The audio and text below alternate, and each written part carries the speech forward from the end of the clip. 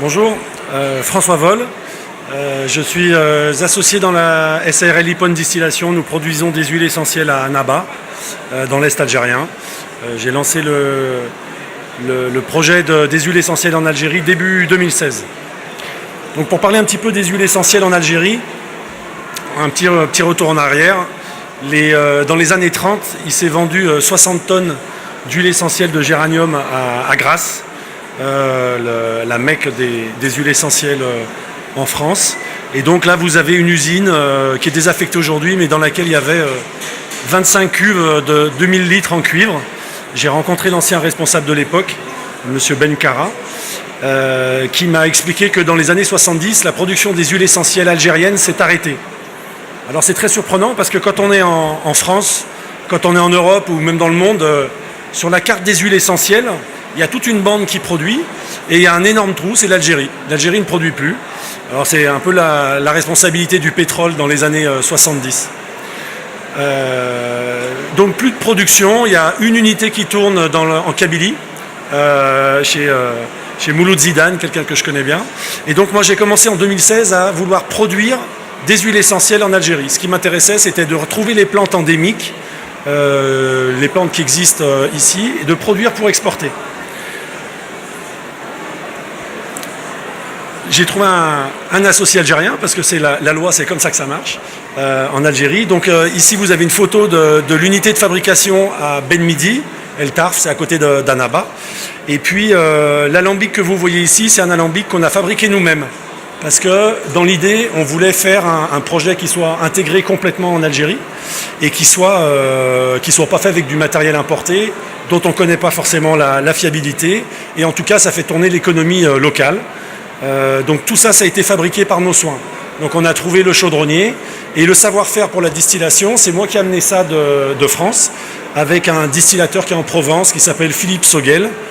Vous pouvez voir Des racines et des ailes, une émission sur YouTube où vous verrez comment on va cueillir la lavande sauvage, comment ça fonctionne, la lavande aspic, le lavandin qui est le fils de la lavande aspic qui est la lavande officinale, etc. etc. Donc le procédé d'extraction de l'huile essentielle, c'est la vapeur. On fait passer de la vapeur dans la plante et après on va condenser, refroidir cette vapeur et l'eau et l'huile vont se séparer. Donc vous allez pouvoir sortir le principe actif de la plante. Le principe actif, c'est l'huile essentielle et c'est ça qui soigne.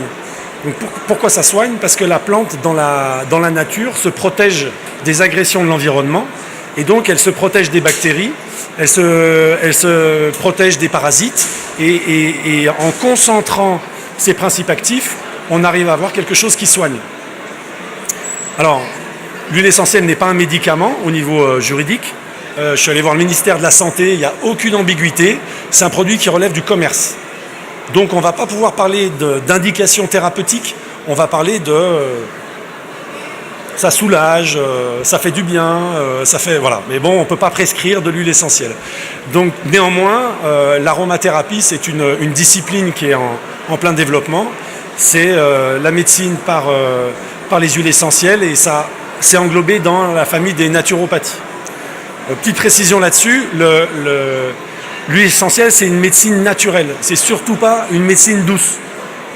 Parce que l'huile essentielle, c'est quelque chose de très très fort. On ne peut pas l'utiliser avec des enfants en bas âge parce que c'est très fort. Ça coupe la respiration, ça brûle les yeux, etc. Un nourrisson, l'huile de myrte, vous allez lui faire sur les pieds en massage, par exemple. Donc les principes actifs, nous, chez Zetifarm, on a 15 huiles qui font une centaine de pathologies. Là, je vous ai mis une chromato, c'est juste pour se rendre compte du nombre de molécules qu'on retrouve. Et ici, vous n'avez que 60% de l'huile qui a été analysée. Il faudrait faire une analyse beaucoup plus longue et beaucoup plus coûteuse. Mais on voit le nombre de molécules et la proportion des molécules. Donc, ici, on est sur de l'eucalyptus. Donc, l'eucalyptus, il fait toute la sphère ORL pour l'oxyde qui est le 1,8-cinéol. Et le 1,8-cinéol, vous le retrouvez dans le myrte, vous le retrouvez dans beaucoup d'huiles essentielles. J'ai mis les familles biochimiques pour ceux à qui ça parle. Vous avez donc les oxydes, les monoterpènes, les monoterpénols, je ne les ai pas dit, les esters, les aldéhydes, les sesquiterpènes, les cétones et les phénols. Alors, Dans toutes les huiles essentielles, il y a deux molécules qui sont potentiellement embêtantes, c'est cétone et phénol. Donc chez nous, c'est complètement maîtrisé. On sait que ça va être par exemple l'origan pour les phénols. L'origan, on ne va pas du tout l'utiliser avec les enfants. Mais sinon, le reste, vous pouvez vraiment utiliser facilement les huiles essentielles. Alors, les exigences pour une huile, pour moi, elles sont triples. La première, c'est que l'huile, elle doit être pure et naturelle. Alors, le commentaire pur, il s'adresse à ce qu'on trouve aujourd'hui en Algérie. Aujourd'hui, les huiles essentielles, on vous marque l'huile essentielle sur un flacon, alors que c'est de l'huile qui est mise dans de l'huile végétale. Ça n'est pas de l'huile essentielle. Donc, la pureté, c'est que nous, dans notre alambic, donc on a un alambic en exposition sur notre stand, l'huile, quand elle sort, elle est stockée et directement conditionnée en petits flacons. Il n'y a aucune transformation, pas d'adjuvant, ça se conserve des années et des années. On est obligé de mettre une date de péremption, donc on la met sur l'étiquette, comme ça, mais en général on met 3 ans après production. Donc c'est 100% pur. Deuxième exigence, c'est 100% naturel. Quand on va travailler avec des sociétés mondiales, on va dire, ils font de l'aromathérapie avec des huiles dans lesquelles ils mettent des produits chimiques, des molécules chimiques. Donc c'est la même molécule, mais elle n'est pas naturelle. Et donc, in vivo, ça n'a pas du tout le même comportement, c'est-à-dire que vous n'avez pas la même accroche, et donc vous n'avez pas du tout les mêmes résultats. Nous, soit on produit en Algérie pour 5 huiles, soit c'est Madagascar, soit c'est l'Inde pour l'ylang-ylang ou pour le basilic. Mais dans ces cas-là, on connaît les producteurs et on va chez des petits directement. Nous, notre métier au départ, c'est de produire l'huile essentielle. Donc, il faut que l'huile soit chémotypée. Si vous achetez de la menthe en Algérie, aujourd'hui, personne ne sait vous dire, dans la distillation, quel est le pourcentage de menthe verte et quel est le pourcentage de menthe poivrée. Donc, en fait, vous ne savez pas l'huile que vous avez. Chémotypée, ça veut dire quoi? Ça veut dire que la liste des molécules chimiques que vous avez faites, on fait l'analyse en France avec une chromatographie en phase gazeuse. J'ai encore pas trouvé de laboratoire algérien qui peut faire les analyses, on va dire, en Algérie. Il y en a pas, on me dit il n'y en a pas. Donc, néanmoins, j'ai des contacts avec des universités. Et vu que nous, on va pouvoir produire les échantillons à la demande, par exemple, faire une étude longitudinale sur la récolte de myrte, pour savoir à quel moment c'est le plus intéressant de récolter le myrte. On va pouvoir faire une étude, et donc nous, on va fournir les échantillons sans que l'étudiant sorte de son laboratoire. Donc ça intéresse du monde, ça intéresse du monde. Nous, en retour, on va pouvoir dire, donne-nous ton analyse, on va comparer la même huile analysée en France, et donc on va étalonner le laboratoire. Donc ça va nous permettre de vérifier que tout est sur les rails, et après on pourra faire les analyses en Algérie. On n'a aucune huile dans les flacons de Zetirfam qui n'a pas été analysée, donc chémotypée. On sait exactement ce qu'il y a dedans. Et puis produite en Algérie, parce que pour moi c'est le sens de mon projet au départ. Même si au départ mon but c'était d'exporter les huiles, vu que c'est un sujet agricole, ça va mettre des années. Aujourd'hui on a 2 hectares de géranium. L'export, ça va commencer d'être possible quand on aura une centaine d'hectares. Planter 100 hectares de géranium avec l'arrosage, avec les tailles, avec le désherbage mécanique ou manuel, c'est beaucoup de temps, beaucoup de travail. Et donc, pour l'instant, on est sur eucalyptus, myrte et citron, qui sont dans la gamme et qui sont produites en Algérie. On a le romarin, qui est produit en Algérie. On ne l'a pas mis dans la gamme parce que c'est une huile qui est moins majeure que nos 15 huiles-là. Néanmoins, on a des personnes assises dans l'assemblée qui l'utilisent et donc on va leur fournir avec plaisir, nos voisins de Constantine. Et puis on développe le géranium, 2 hectares aujourd'hui, mais il en faut plus. Il y a aussi 4 hectares qui sont plantés à Schleff, c'est des gens que j'ai rencontrés il y a 2 ans, donc ils se sont mis aussi à la distillerie. Et puis l'origan. Donc là sur internet, sur Facebook, je lance des appels pour les horticulteurs, les pépiniéristes, pour qu'ils nous trouvent des plants, qu'on fasse les analyses et qu'on développe. Vous imaginez, c'est énormément de temps. Donc aujourd'hui, origan, menthe et géranium sont importés. D'ici 1 an, 2 ans, 3 ans, c'est des plantes qui seront cultivées en Algérie. Si vous connaissez des gens qui veulent distiller, on est à leur disposition. L'alambic est en exposition. Donc pourquoi 15 huiles? Donc ici, c'est Alain Chevalier qui est notre directeur scientifique. Il est en France. il est surchargé, sinon c'est lui qui serait là. C'est lui qui a choisi 12 huiles essentielles. 12 huiles avec lesquelles on traite une centaine de pathologies. Néanmoins, on est en Algérie. Moi, je lui ai dit, il y a 3 huiles que je voudrais mettre parce que c'est des huiles algériennes. Et donc, on a fait 12 plus 3. Alors, ça complique un peu la logistique parce que ça fait toujours 3 produits de plus. Mais c'est quand même intéressant. Il faut savoir qu'en pharmacie, en France, vous avez en moyenne 40 huiles essentielles différentes. Derrière, il y a beaucoup de marketing. Avec 15 huiles, on fait vraiment beaucoup de choses. Vous reconnaissez la plante, là? On en met sur les pizzas. Donc ça, c'est du basilic. Alors le plant est à Annaba, celui-là, mais la culture, elle ne peut pas être faite en Algérie parce que c'est le basilic tropical.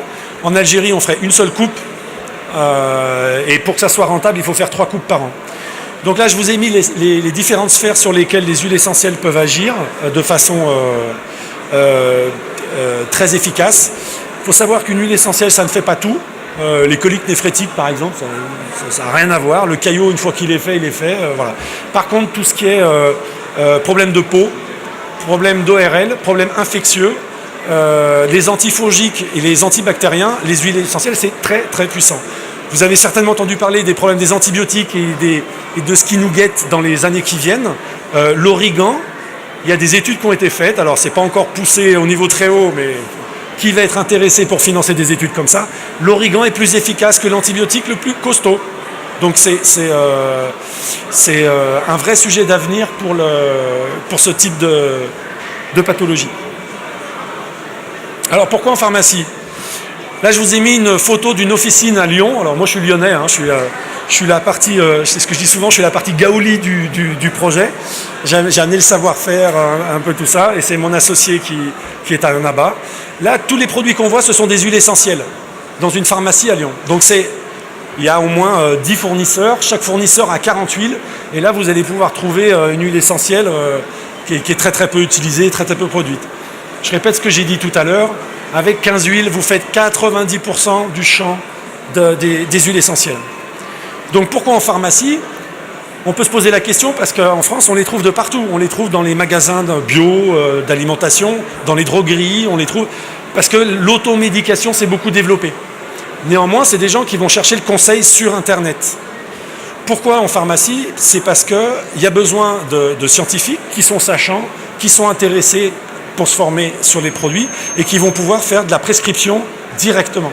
Vous avez quelqu'un qui arrive qui a du psoriasis sur les mains, ça fait 5 ans qu'il en a, pour 1400 dinars, il va pouvoir tester, au bout de 3 jours, quand il en aura mis 10 fois par jour, il va se rendre compte que ça aurait été divisé par 3. Et vous n'avez pas le retour que vous avez avec de la cortisone. C'est avec du citron, ça c'est vrai, c'est à Annaba que ça s'est passé. Je ne savais même pas que le citron ça marchait sur le psoriasis. Normalement, on met géranium, lavande et myrte. Donc, mais le champ des huiles est très large. Et vous l'avez vu avec la diapo d'avant, on a tellement de molécules dans une huile essentielle que le champ, aujourd'hui, toutes les études n'ont pas été faites. Donc la tendance aux médecines naturelles, en Algérie, moi j'ai commencé de venir en Algérie pour ce projet en 2016 et je viens depuis 2015. Le naturel dans les soins, on en parlait beaucoup moins que maintenant. Enfin, vous connaissez la tendance. Et sur Internet, on a des gens qui nous posent la question en permanence, où est-ce que je peux trouver vos huiles? Donc sur notre site, on va mettre la photo de l'officine, la photo de la personne qui le souhaite, un petit texte, et trouver les huiles, ça sera ici. Parce qu'on a... Notre développement, c'est le web, c'est, on va dire, distribution 2.0. Et l'accompagnement, le conseil, c'est vous par rapport à l'automédication. Alors la formation, c'est une pièce maîtresse du développement. Moi, je ne veux pas qu'on mette des huiles dans toutes les officines et que les gens qui sont derrière la banque d'accueil ne sachent pas à quoi ça sert. Ça ne sert à rien du tout. On va desservir le produit. Il vaut mieux qu'il n'y en ait que dans 5 pharmacies à Alger et que ceux qui s'en servent savent, ceux qui les vendent savent à quoi ça sert, puissent les prescrire, etc. Il faut que ce soit des personnes qui soient curieuses de se former. Il faut que ce soit des personnes qui soient curieuses d'aller sur Facebook pour nous dire. Alors moi, je suis de l'autre côté sur Facebook, c'est pratique, ça nous relie. Et il y a 10 aromathérapeutes en France que j'ai enrôlés pour nous aider dans le projet. Ils font ça bénévolement, mais ils vont répondre à vos questions. Donc si vous dites, il y a un enfant qui a telle pathologie, qu'est-ce que j'essaye? Ils vont vous répondre sur les quantités, les précautions d'emploi. Donc les formations, on a aujourd'hui, on commence par les généralités, une journée de formation. Il y en a une le 15, une le 28. On va proposer des dates en mars. Et puis petit à petit, on va proposer des formations spécialisées. Les huiles essentielles et la dermato, les huiles essentielles et la sphère ORL, les huiles essentielles et la pédiatrie, par exemple. On a le directeur scientifique que vous avez vu en photo tout à l'heure qui, lui, ne fait que des soins par huile essentielle et que sur les maladies auto-immunes. Donc, il est hyper spécialisé. Donc là, c'est vraiment du très très pointu. Ça fait 20 ans qu'il est là-dedans. Et puis sinon, il y a le groupe Facebook. Mais pour les pathologies que vous allez rencontrer, c'est vraiment Facebook qui va, au-delà des formations, qui va vous aider à pouvoir répondre. J'en ai terminé. Je vous remercie pour votre attention. Si vous avez des questions.